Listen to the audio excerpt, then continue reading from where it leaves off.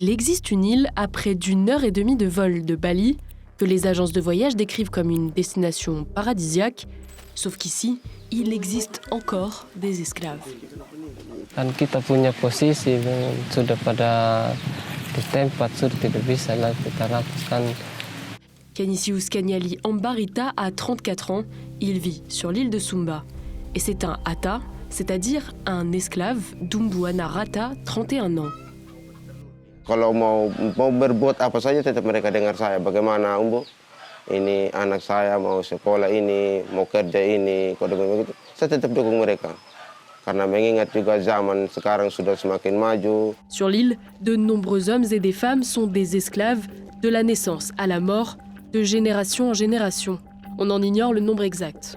Une situation à laquelle Canisius semble s'être résigné. Saya tidak keberatan juga kan, walaupun kita jadi atau kan begitu, tidak sama kan, tidak ada keberatan, bukan kita istilah barang yang berat juga yang kita pikul atau yang kita junjung begitu, hanya lambang adat saja dari nenek moyang dulu. En fait, à Sumba, la société est divisée en 3 castes, les Atas, qui sont les esclaves, les Kabious, des gens ordinaires, et enfin les Marambas, les nobles. Les Atas travaillent pour eux, sans être payés, et les abus restent fréquents. Hamba yang mengalami kekerasan ini tidak hanya kekerasan fisik, tapi juga kekerasan seksual, ya, di mana ya tuan bisa dalam tanda petik kalau mau dibilang itu bisa memakai hambanya, ya, begitu, dan itu tidak dipersoalkan. Pour les Atas, il est impossible de changer de statut, même par le mariage. La seule possibilité, être libéré par leur maître.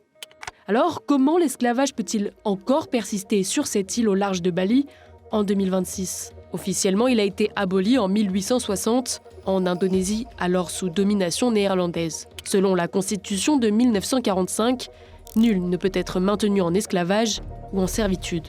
Mais le Code pénal prévoit aussi que l'État reconnaît certaines formes de droits coutumiers. Aussi, certains considèrent que les castes sont un héritage religieux. Ici, une partie des habitants pratiquent la religion animiste marapu ou culte des ancêtres. Selon un prêtre local, la légende orale dit que les Marambas ont obtenu des Atas en arrivant à Sumba. Et du côté du gouvernement, cette situation est connue. Indonesia itu ada suku-suku yang sudah lebih maju, ada suku-suku yang masih terbelakang. Yang itu harus kita akui bahwa pemerintah tidak ingin memaksakan sesuatu itu secara tiba-tiba, tetapi mengikuti perkembangan sosial masyarakat itu tahap demi tahap. Dan kami berkeyakinan bahwa pendidikan akan mengubah segalanya. Mais pour le porte-parole d'Amnesty International Indonésie, jusqu'à présent, le gouvernement n'a pris aucune mesure pour éliminer ces pratiques esclavagistes.